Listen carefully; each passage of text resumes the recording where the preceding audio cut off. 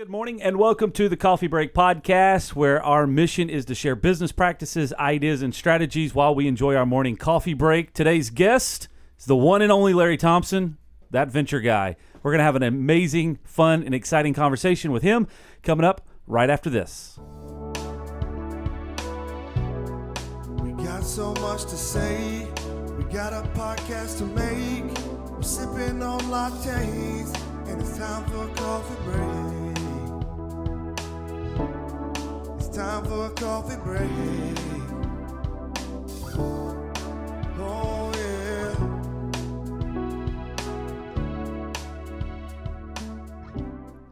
All right, welcome back. We are here today, and we're going to have a fun conversation. Larry, thanks for stopping by today. Yeah, thank you for having me. I know you're a busy man. You've A little bit. running like 42 businesses and all that stuff. But Yeah, I'm into everything, so I like to try.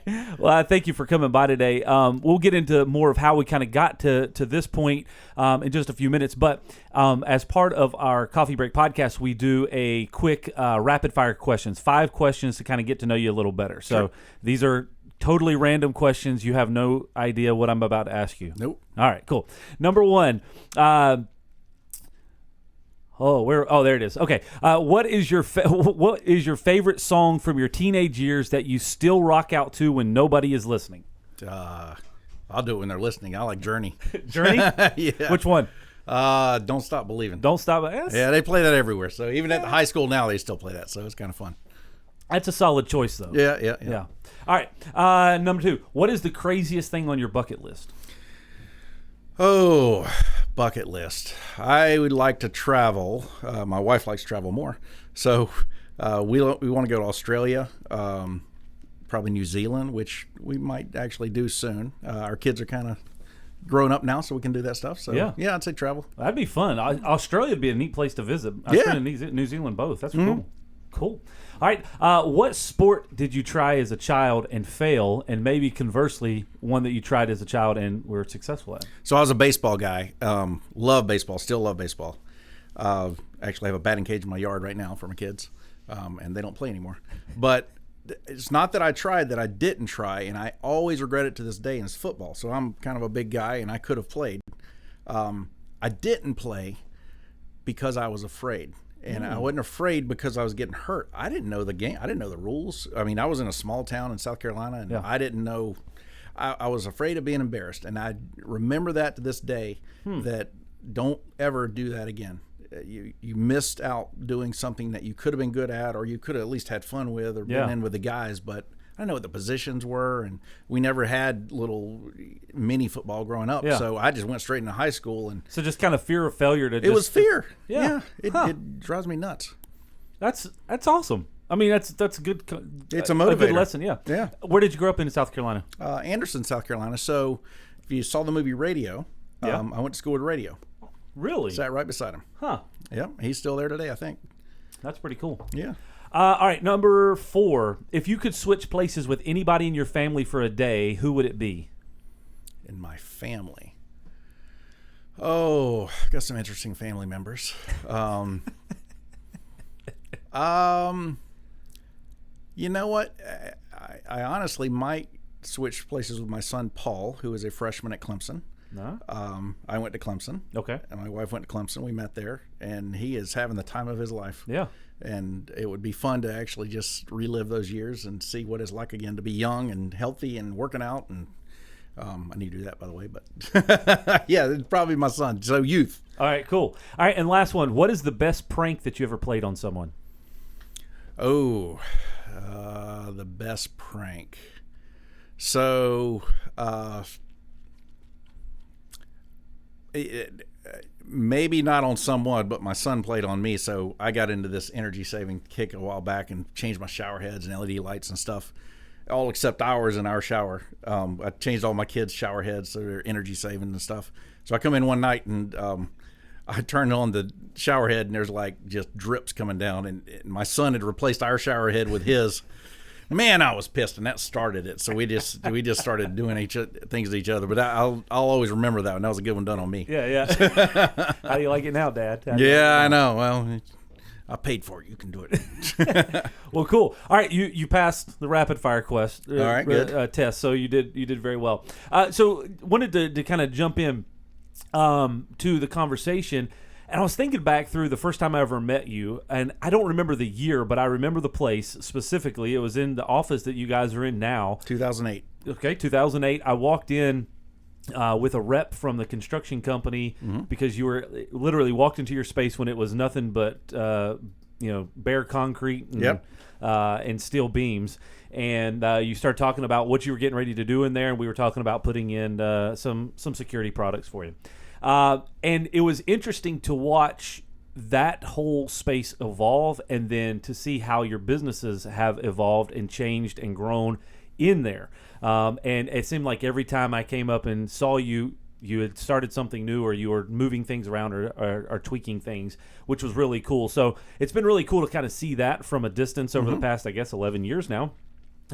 And just a month or two ago, I saw that you had started something new on Facebook, and I just reached out and said, "Hey, Larry, why don't you come in and let's chat? Because it seems like you're up to something else now." So I think it would be fun to talk about. So I guess by way of introduction, give us a real quick insight as to kind of how you got to this point, and maybe we have to back up several years because 2008 is an interesting year, especially from an economy standpoint. Yes. And how you were reinventing things then. Yeah, so I'll start from the beginning. Met my wife at Clemson, got married. I was in the National Guard, had some service time to do after college. So I went off to Missouri. My wife graduated. Told her to pick a city. She picked Hilton Head. I'm like, are you crazy? I can't live in Hilton Head. So her sister lived in Charlotte. So that's how we got to Charlotte. Okay. Came home from the National Guard, became a stockbroker. I was good at it. And we were handling $1 million accounts and up, but I'd loved real estate. And one day, my wife, I had to take her to the dentist because she had to get something done where I had to take her home. And she was back there screaming, and I didn't want to hear all that. So I went and talked to the receptionist, and she told me about these two houses that she had just bought for like $5,000. I'm like, "What'd you do? Buy a mobile home?" She said, "No, they're like $200,000 houses." And she said, but the Department of Transportation is putting a road through there, so they had to move them. Yeah. So she got them for a cheap deal, but then you had to pick them up, move them, buy a lot next to it. And anyway, long story short, she ended up having 100,000 in one, 150 in another, and they praised for 200 and 250. And I'm like, whoa, that's cool. Yeah. So I asked her where she got it. I got on the Department of Transportation's list. 30 days later, bought our first investment property. Not really sure how we did it, but it was right on 49 where the university is, and they had bought that house. They didn't actually move it, but they used it as a field office for 2 years. So I bought it, refinanced it, pulled money out, paid off my student loans. And I'm like, this is great. So that started getting me hooked. So I started buying HUD homes, and I had to use a broker then. Yeah. So I'm like, well, I'm doing more research than he is. So I just became one. Yeah. So I went to real estate school, all while I'm getting an MBA, still in the National Guard. So that was a busy time in my life.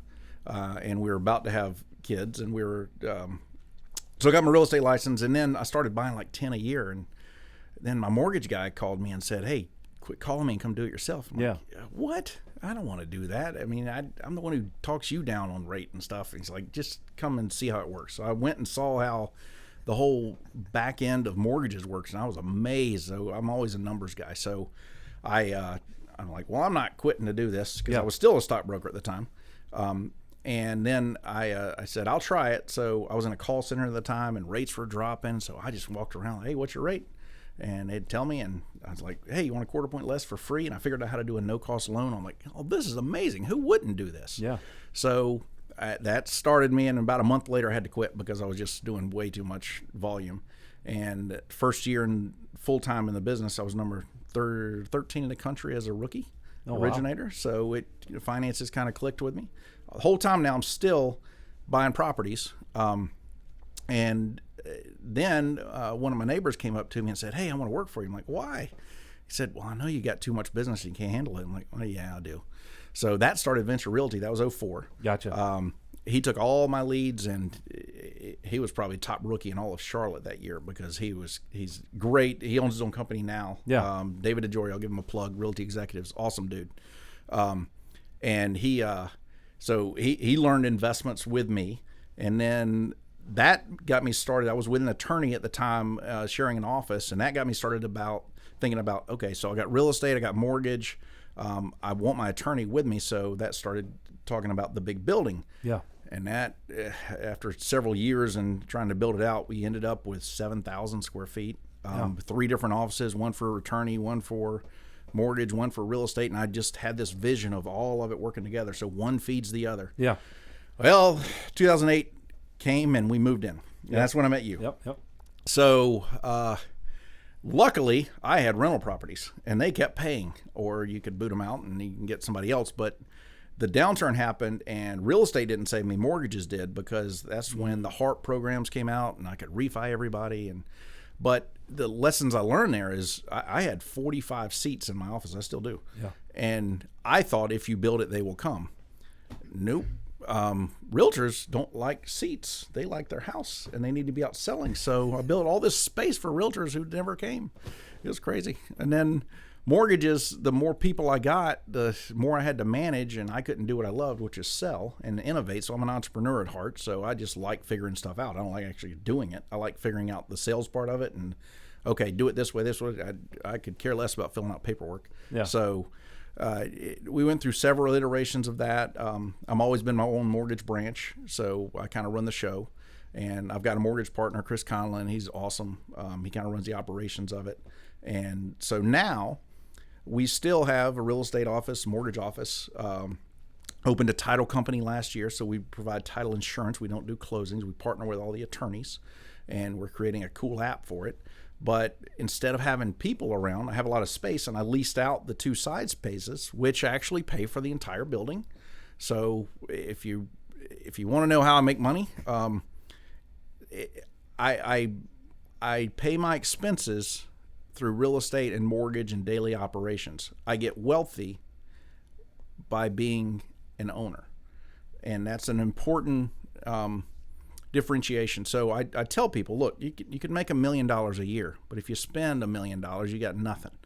But if you make 100,000, you save 90, you're way richer than the millionaire, right? Yeah. So I just teach people, I mean, it's not about what you make, it's about what you keep. Yeah. And it's taxes too. So I'm a big tax guy. I hire tons of CPAs, and they advise me.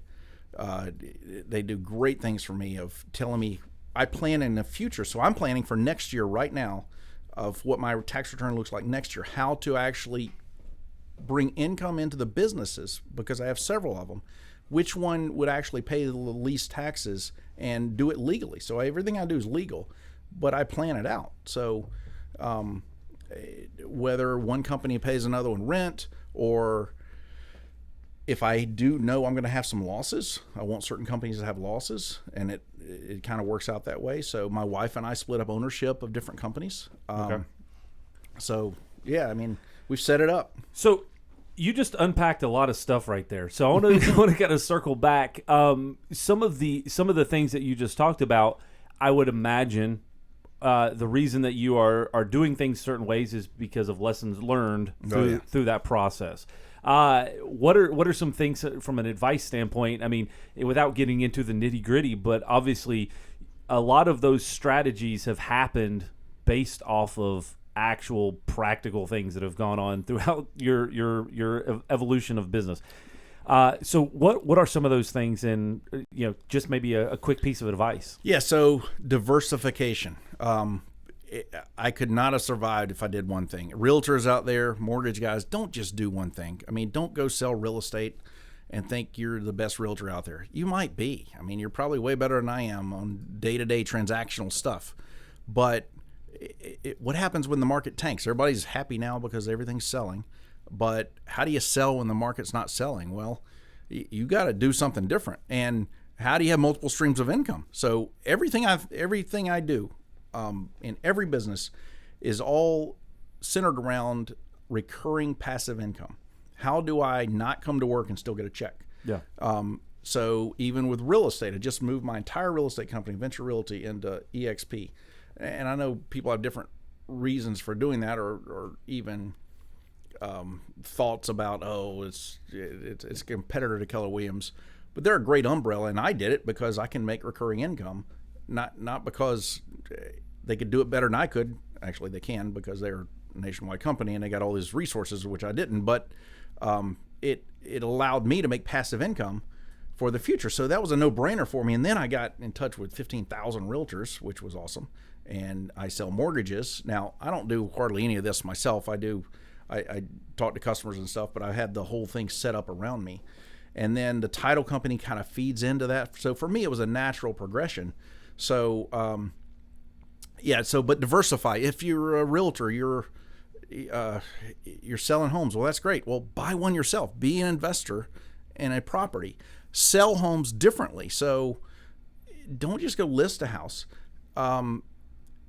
I know everybody's heard of Open Door and Knock and all the iBuyer services. You can kind of connect with one of those iBuyer services, and when you go out and see a client, you can offer them an instant cash offer.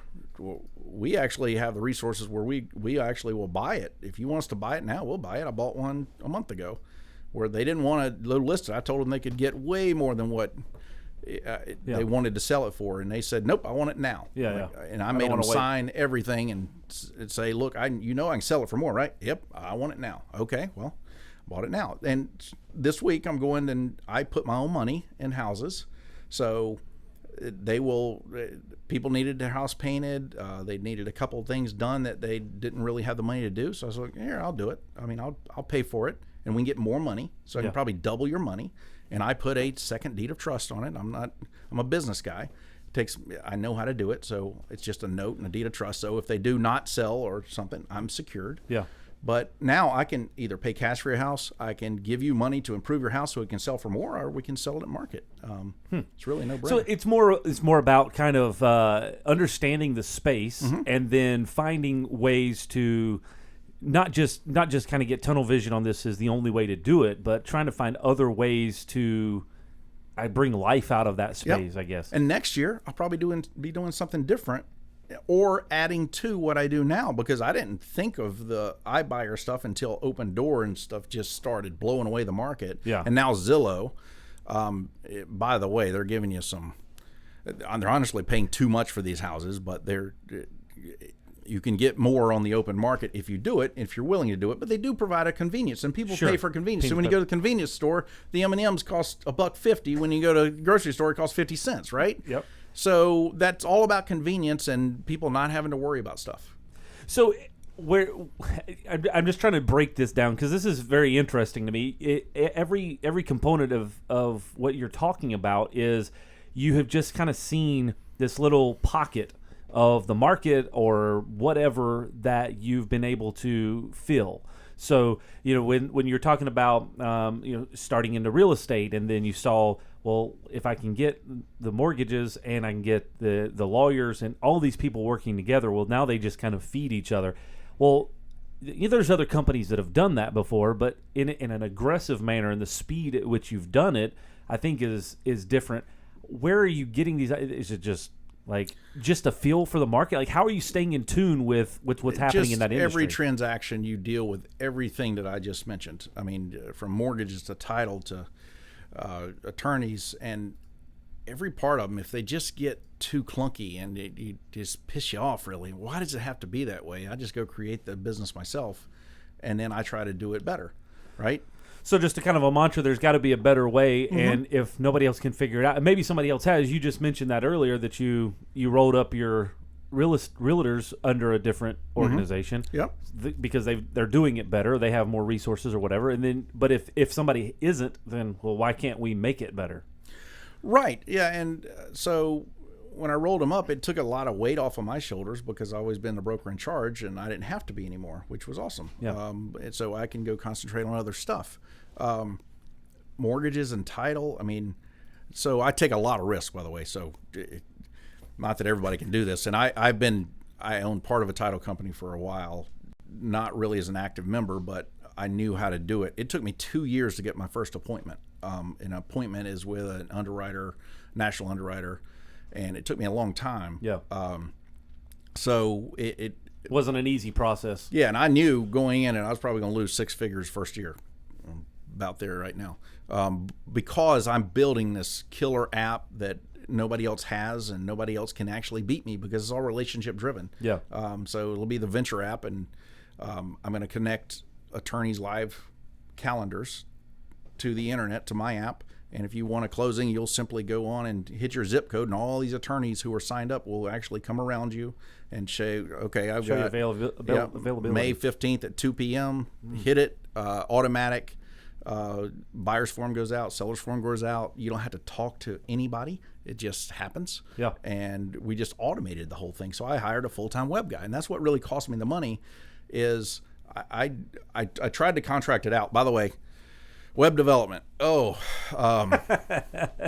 If I can tell you what not to do, don't believe anybody. They all have great stuff, and you can give them $100,000 and you'll get nothing out of it. I mean, you got to manage that process. So I actually hired somebody, a young kid, and he's freaking brilliant. And he sits in my office next to me every day. Mm-hmm. Why? Because I want him there. Because I want to know exactly what he's doing. And when I get an idea, I just spit it out. Hey, why don't we, when you hit this button, why doesn't that work? Or why don't you do this? I mean, that's cool. Look at this website. And that's honestly how you get the coolest app that's ever going to be. Now, we haven't launched this yet.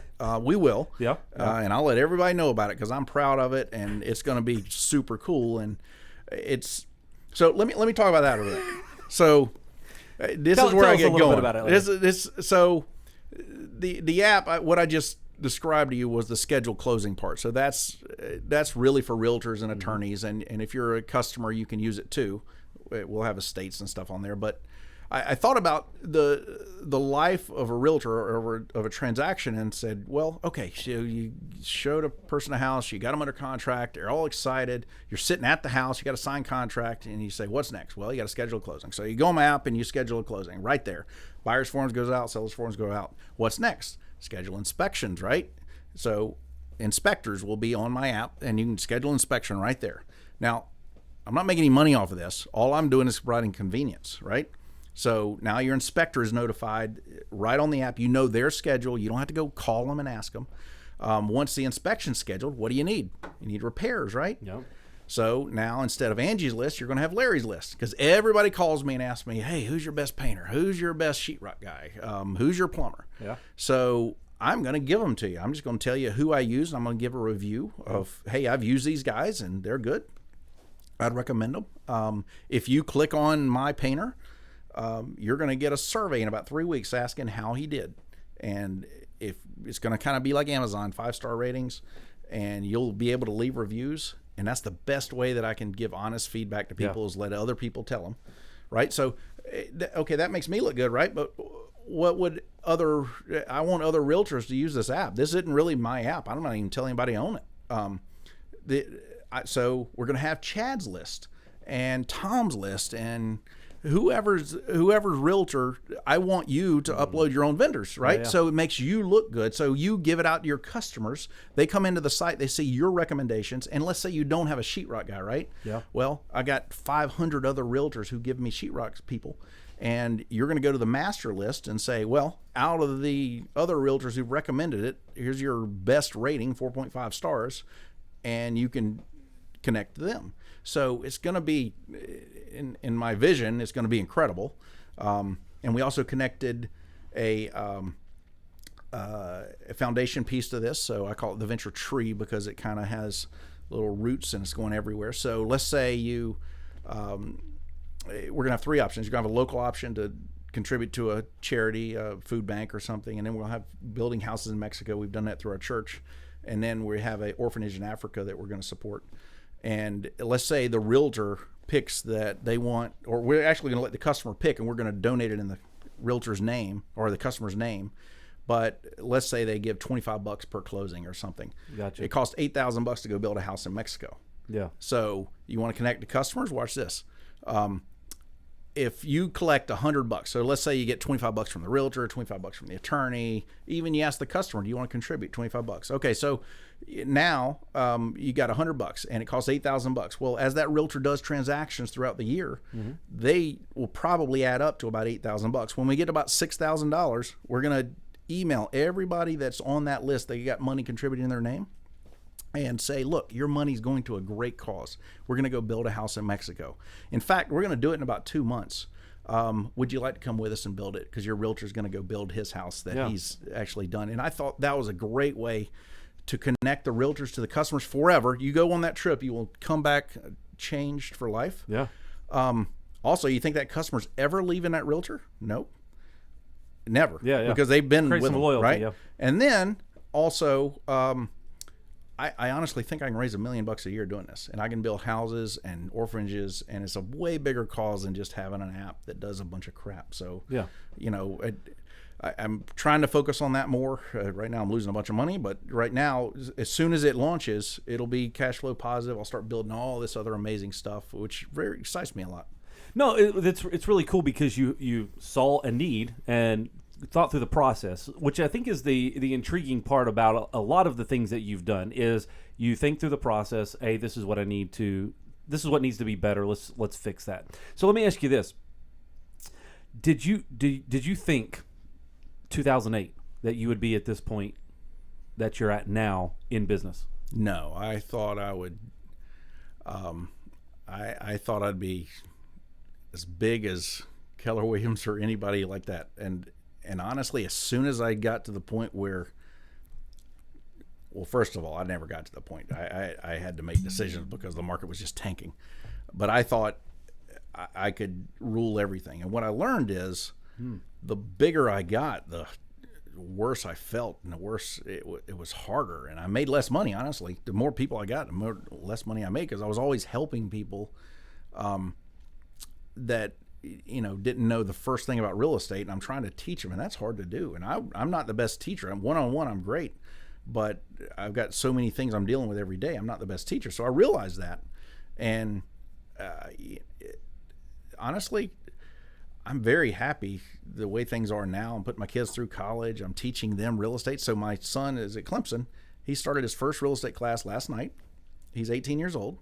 He will get his real estate license this summer. He's part of our deal with paying for college is he has to flip a house every summer. So I'm teaching him that. He's coming in the office for the first time today. Yeah. And he's starting his real estate career. Now, whether he becomes a realtor or not, or any in the business, I don't care. Teaching him a skill. I'm teaching him a skill that he can take with him for life, and all of my kids are going to have to do it. And I'm just making that part of their college education. So it's a little bit different than most people, but I think that's probably more valuable than what they'll actually learn in college.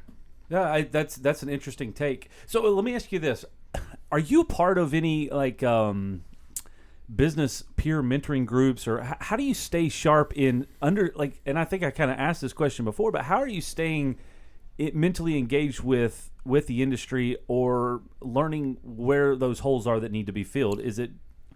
So I learn all the time. I get coached by a lot of different coaches. So I have mortgage coaches, I have real estate coaches, I have mastermind groups. Okay. So really I talk to big realtors across the country. Anything anybody's doing, I can get access to in about 5 minutes. And all of us can. The trick is, can you do it like they do it? Probably not, because they're great, and that's why they are good at exactly what they do, especially in their part of the market. But yeah, I learn all the time. Like I'll ask you questions today. I was asking you questions about Facebook today because I'm not great at it. My wife is, but she's great at the social part. But I want to be great at the business part, and I don't understand it like I want to understand it. So it's kind of geeky. But in the morning, I'm doing YouTubes on how to get more Facebook presentations, and I just started the TV show, which we'll get in a minute. But I'm trying to figure out how to get people to actually watch it, because I want people to tell me, hey, what do you want to learn about? Because I got a wealth of knowledge that is just I want to share it with people, and I want to truly help people. But you don't know. I don't know how to engage with people as much as I want to. I know you've been doing this for a while, so first question I ask, hey, how does this work, and how are you communicating with people, and is it working? Yeah. That's interesting. Okay, so let's dive into the television show, because that's kind of what caught my attention, and the reason that I contacted you. I was like, hey, Larry, I saw you're doing this television show. Tell me what is this, and why are you doing it? So I guess to kind of set it up first, what is the television show that you're a part of? So it's called American Dream TV. It's a national show out of California. They are in 33 cities, and it just came to Charlotte 2 years ago, I believe, and they actually had a casting call.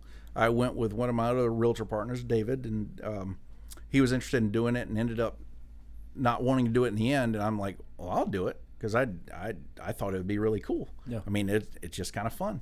So I get to kind of showcase what I want about Charlotte. It's not necessarily about real estate. In fact, I don't even tell people what I do. So what I've kind of become known as is that venture guy. I don't say that real estate venture guy, that mortgage venture guy, that title venture guy. It's just, hey, whatever's fun, I'll do. Well, there's entrepreneurial I'll do. Yeah. So the show I film once a month. I'm about to start filming twice a month. And so May I'm going to the Speedway and doing a bit. And I try to incorporate a little bit about real estate all the time to where people, I don't want to sell anything. I just want to tell people what you should be looking for, or things to look out for, or cool tricks or something that I do. So, anything you want to learn, tell me and I'll go do a show about it. And I'm trying to get as much reach as I can.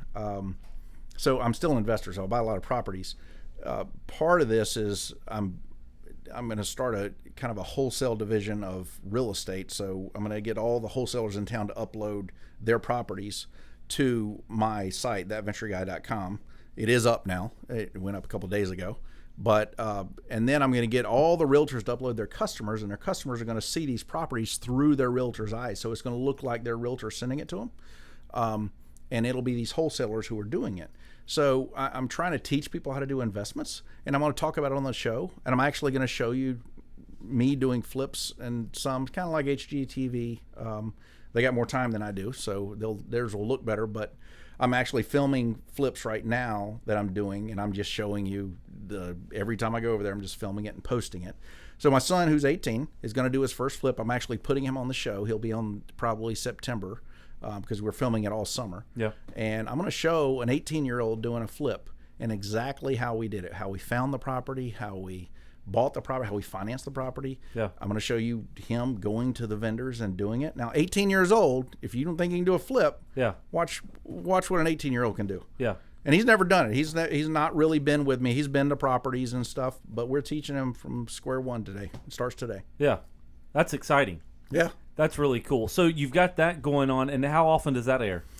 I'm on once a month. There are other realtors in Charlotte who do their own segments. But I'm trying to become more of a there's a lot of realtors in Charlotte that do it. I'm more of an entrepreneur who does it. So I'm looking at it from different angles. I want to know what people want to know, and I have fun doing it. So I'm trying to do a skydiving thing and just fun stuff. And I make fun of myself a lot, so I'll show outtakes and stuff. But so I could think of a way that I could actually put you on the show and make it interesting. So I'm not trying to sell anything, but how does we could do something like a building and how do you stop people, or how do you record people and make a funny episode about it. So, but I think of things in different ways, and that's how you get on the show. So let me ask you this, because we talk a lot about successes in business.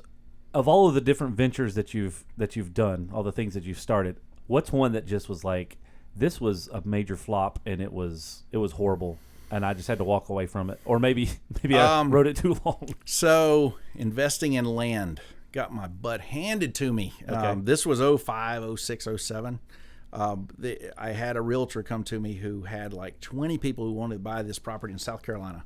And it was a development on the ocean that for 10 years this actually worked. But they would buy a piece of property, a 500-unit subdivision, and the investors would come in first. That's who we were the investors. And then within 6 months, they're flipping it to retail. And it's 06, 07, you could do anything. So I'm like, all right, well, he didn't have a South Carolina real estate license, so I had to get involved and use my license to do it. And I'm like, dang, if these things go south, I am screwed.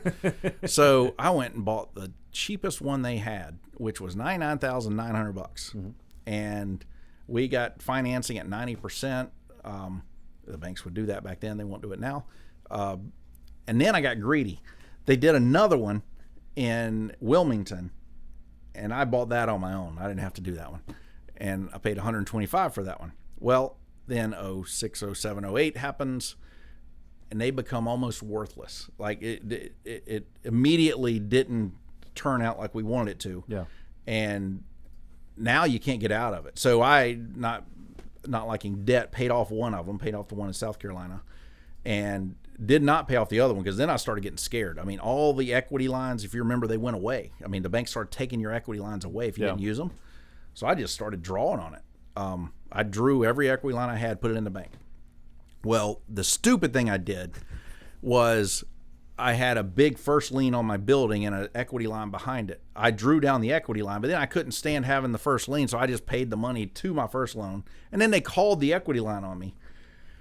Ugh, it still pisses me off. And they made the payment, which was about, I don't know, $500, like $4,000. Imagine that payment, and when there's no money coming in. It just drove me crazy. But anyway, I had paid one of those off. I wasn't going to pay the other one off, and then 3 years came by, and that was our note on the land. So they went and they would not renew any of the notes. So we had 250 people entered into lawsuits against all these banks. 5 years later, we settle them. The one in South Carolina, I bought for $999. Now, remember, I told you I do stuff for tax purposes. I sold that lot for $2,000 back to the developer in 11 or 12 because I needed the tax write-off. So I actually made about $35,000 in tax write-offs because I sold it for $2,000. Gotcha. So let me ask you a question, Larry. Of all the people that you're surrounded by, who's a big inspiration for you? Where do you kind of draw inspiration from business involvement or whatever? I don't get impressed by too many people. I actually look outside the real estate industry and I see other people doing different things, and I always wonder, could I do that? And I mean, could I run for politics? Probably could, but do you want to deal with that? I mean, people yell at you for no reason. So I honestly tell the truth a lot, and it gets me in trouble because people don't like to hear the truth. Yeah. So I'm honest with people. If I've got a dispute with you as a vendor, I'll tell you, Chad, I don't know why you double charge me for this. And people are like, why would you cause controversy? Because once you do it, it's out in the open, right? Yeah. So it's all cleared air, and then you can do business again. But until you get that out of the way, and so I don't know if there's any one person I look to, but I look to a lot of people to see how they run their business, how they run their lives. So even if you're working at a bank or something, there's a friend of mine who, big bank exec, and he's got a good life. He knows how to manage his time, and he reports to a lot of big people. But I always see him at home, and he's always spending time with his family. And I look to him, and I really like the way he manages his time. Now, if you look at me, I work 4 days a week and a half day on Friday. Those 4 days a week, I'm at the office from 6 to 10 p.m., 6 a.m. to 10 p.m. I'm working my butt off because I'm running all these different businesses. I'm running thin, and I don't need to be doing that. I need to be working out more, but that's not a good use of my time. Yeah. So I spend time with my family on weekends. I throw my phone away. I don't do realtor stuff on weekends. But I need to manage my time more. So the people who impress me are the people who can run businesses and have a life. Yeah, that's who impress me. Interesting. Well, cool. Well, Larry, I've taken a lot of your time today, but it's been a very interesting conversation. I think you've brought a lot of practical knowledge to this. So just kind of a recap, you've got your television show going on, which they can find you all that information at That Venture Guy. Yeah, and you follow me on Facebook. My Facebook page is That Venture Guy.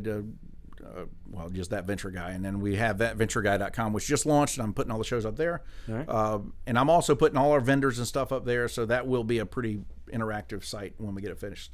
The app that you mentioned, the Venture app, it'll be scheduleclosings.com, and then the Venture app. Hopefully, Schedule Closings will be out this month, and then I'll just be telling everybody how to get to it and stuff. Cool. And then everything else that you've got going on, but you can find all that if you basically just Google your name. All of that stuff is going to come up. Yeah, you Google me, call me. I'm always open to any question. If you have a situation, I help you. I don't charge for anything. I do financial planning, budgeting for free because I like doing it. Yeah. So I get people into better financial situations, and then if you need somebody that I can help you with, I just tell you, okay, call this person and call this person. So I just want to be a resource, and someday you might refer me to somebody, and that's how we do business. So Larry, the connector of people. Connector, yeah, I like that. There you go.